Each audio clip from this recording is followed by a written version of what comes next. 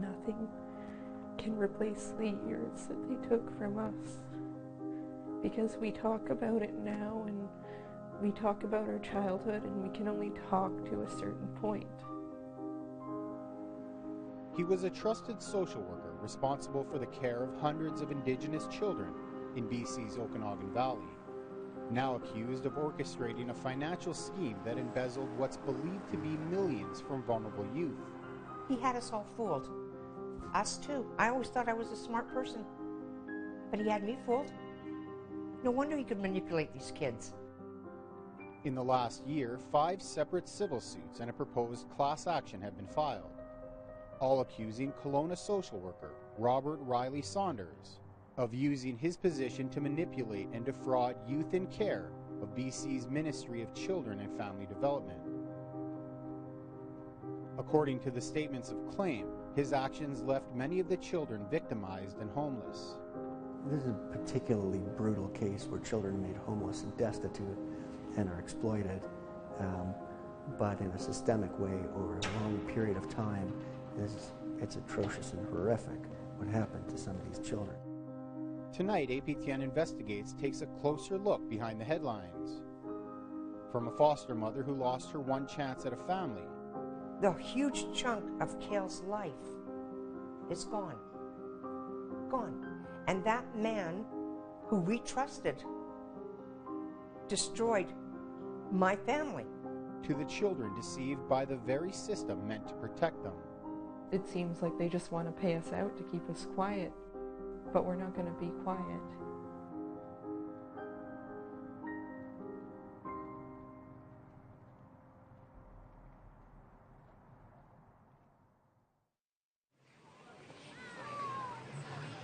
It's late December in Kelowna, British Columbia. A cool breeze can be felt off nearby Lake Okanogan as the city slowly winds down for the holiday season. And it's here along the water's edge that we are first introduced to Elle. It's not her real name. Even though she is aged out of the system, we have agreed to protect her identity for this story. I felt that my social workers had truly done what was best for me, and that I was the one failing them, and I was just becoming another stereotype. So I think that was where I beat myself up the most, because I thought that I had done things wrong and that this was my fault the whole time. Elle is just one of dozens of Indigenous youth who have come forward with similar allegations. In her civil suit, she claims her social worker, Riley Saunders, inflicted emotional and psychological abuse in order to misappropriate funds designated for her care and well-being. According to allegations made in her statement of claim, they were taking the money that they said that they were supposed to be giving me for clothing and for housewares and meal prep and all that sort of stuff, and they were taking it and siphoning it from me. We'll get to that a little later. Like most kids caught up in the child welfare system, Elle comes from a broken home. Raised by a mother battling addiction, who was barely able to take care of herself, let alone 3 young children. She would be physically abusive to me, to the point where at times I ended up in the hospital, and my brothers and I were often left unattended for and uncared for. When Child Protection Services eventually stepped in, the family was separated. Her brothers were sent to live with relatives, while Elle was bounced around between foster homes. They were emotionally, mentally, and physically abusive to foster children in the home. And I always felt outside because my foster parent had made sure that I felt outside. It was around this time that she was first introduced to Riley Saunders. According to her statement of claim, Saunders exercised complete control over all aspects of her daily life, including where she would live, access to family members, and of course her finances. 3 of the suits also named this woman, Siobhan Steins, a team leader at the ministry and direct supervisor of Saunders. In her lawsuit, Elle claims that Steins was aware of and played an active role in the abuse. But judging by the lawsuits, it wasn't just the social workers. It was also a failure of the system. Along with Saunders, the claims also named the ministry and the director of child welfare as defendants. In one of the suits, a former youth in care, referred to as KL, alleges that Saunders sought out and exploited Aboriginal high-risk youth because he knew that his managers would not look too closely at their affairs or adequately safeguard their interests. Yeah, I did trust him. He was very good. He was smart, nice, good smile, seemed to have a caring attitude. He was everything I thought a social worker should be.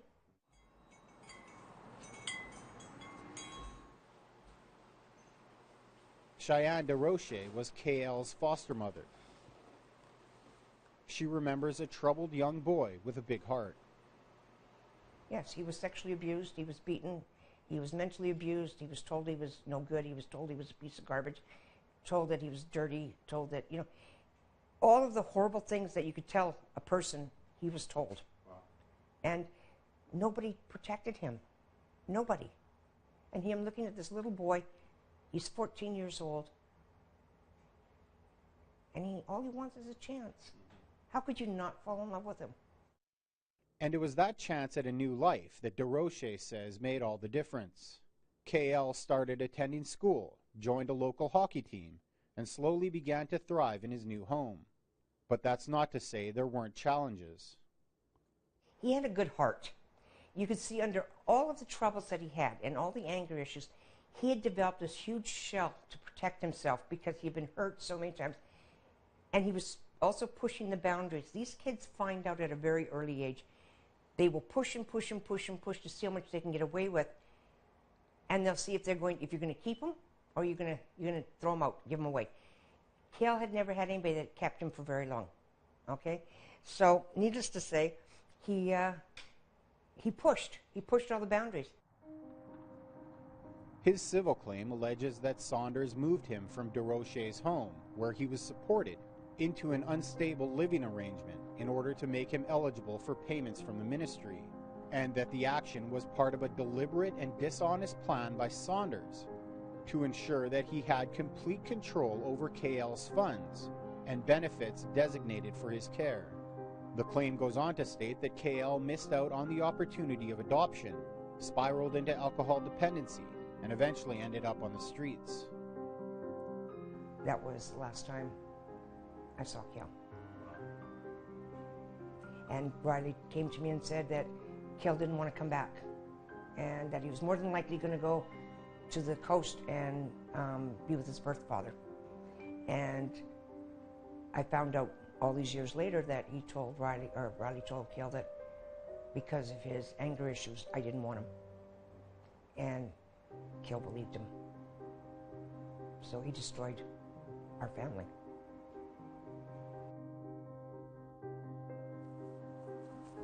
When we return, another alleged victim involved in the proposed class action breaks her silence. No one checked up on me, no one. Maybe it's because Riley was my social worker, but it just seems like as the kids get older, they kind of care less. As the financial scheme that targeted high-risk Indigenous youth comes unraveled.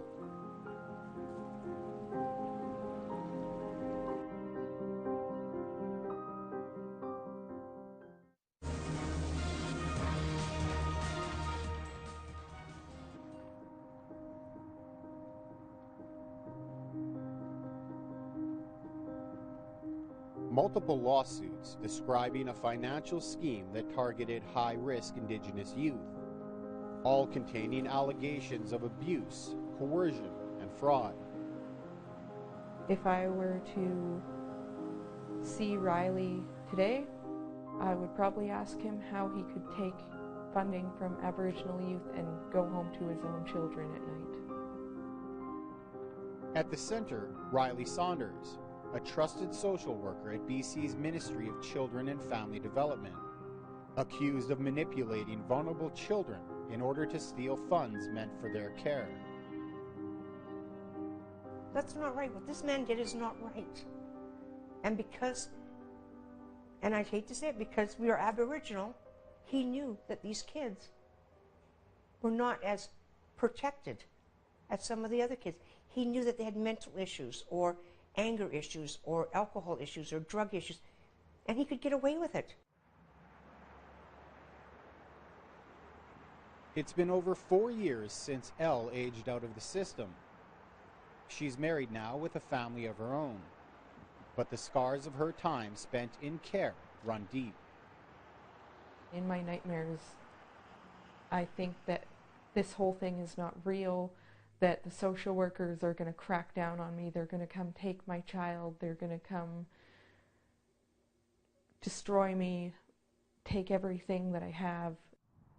It was the winter of 2012 when Elle says her world came crashing down around her.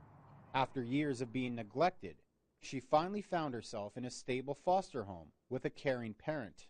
That's when she says she was moved to an independent living program set up by the ministry. They convinced me to move from a stable foster home where I was actually supported to this independent living program when I turned 18. Mm-hmm. And that was when they opened another account for me. They already had accounts open for me, but that was when they opened accounts for things like rent and food.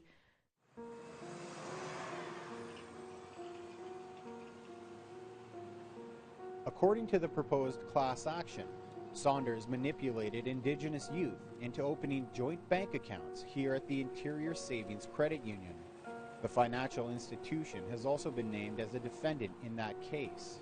Money that was deposited by the ministry for youth in care would then be transferred into his own personal account.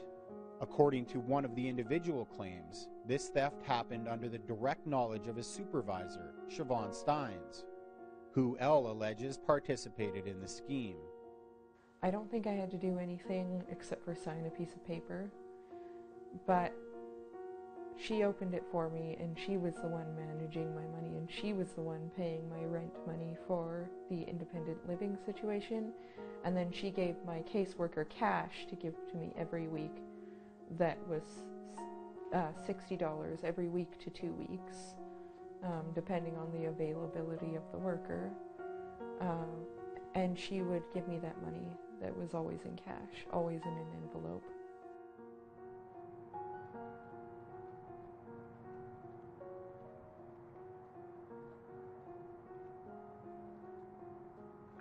I mean, he seemed nice, smart, sophisticated, kind of,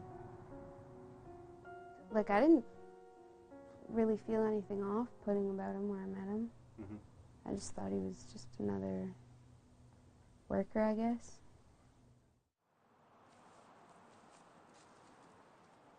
This is B. Like Elle, we have agreed to protect her identity. She's been in and out of foster care for most of her life. Riley Saunders became her social worker in 2016. Her allegations echo those contained in the proposed class action.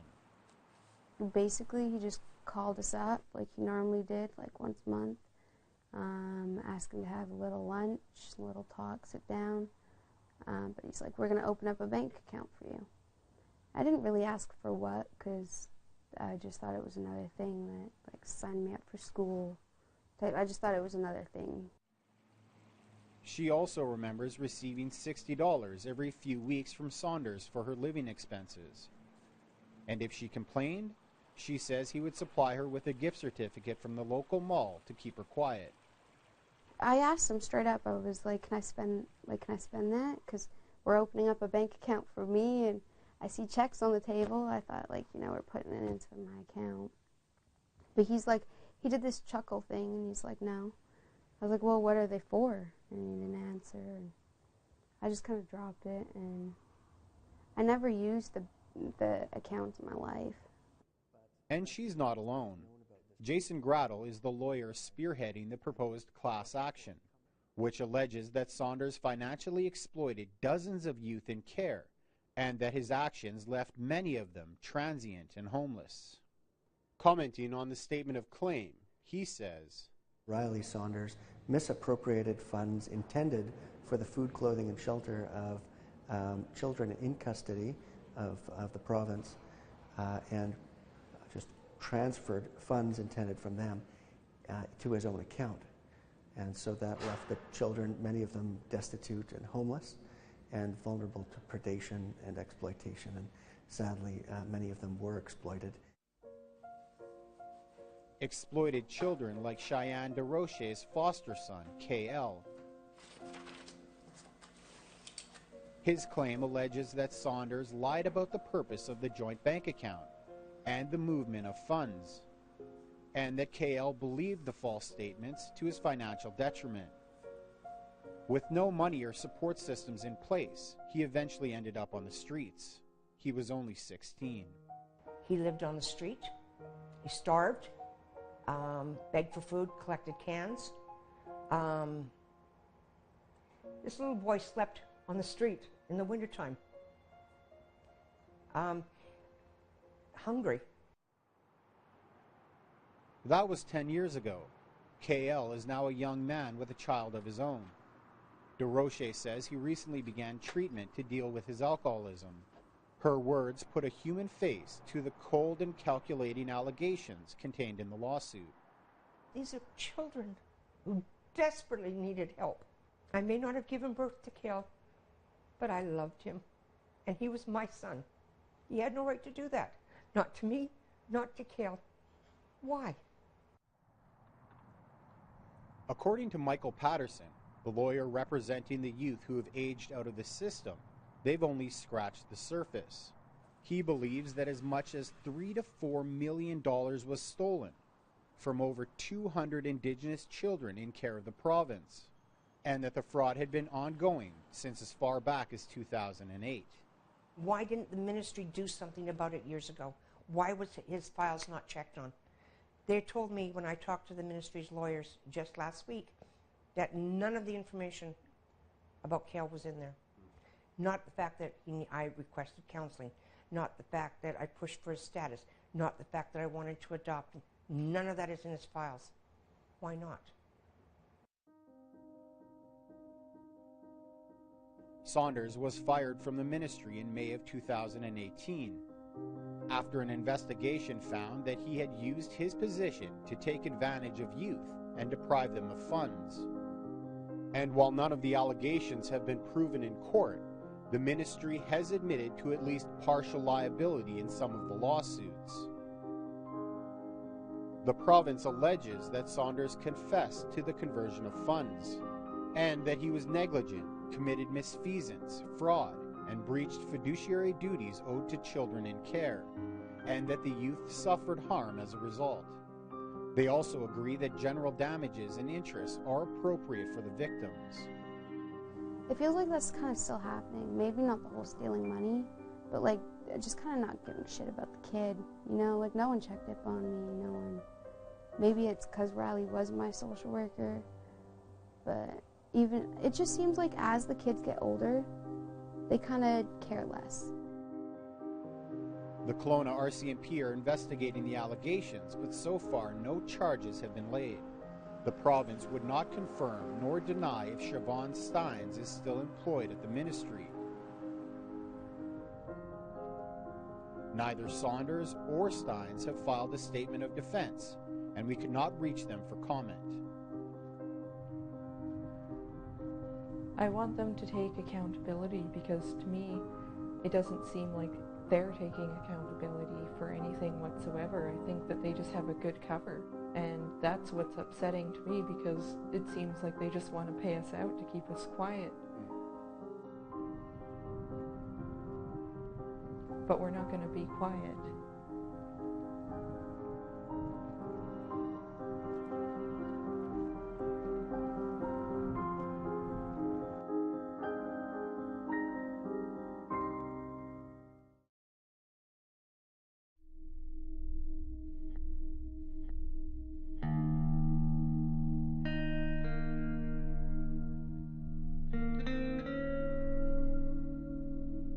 I'm the be there for them. I want to be able to hug them and hold them and tell them I love them and tell them everything will be okay, and I can't even tell them that.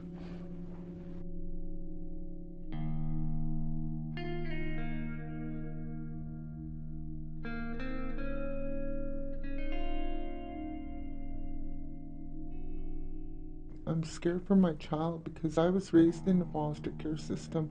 I was sexually abused and molested in those homes. I was abused by foster parents and by the workers in those homes and care homes and that. I don't want my child to be treated like that.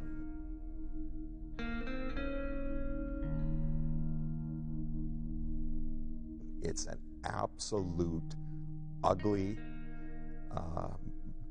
moral issue that is being hidden from the rest of us in society, and we should take the time to listen to our First Nation brothers and Métis people and understand the harm that's being done, because it is huge.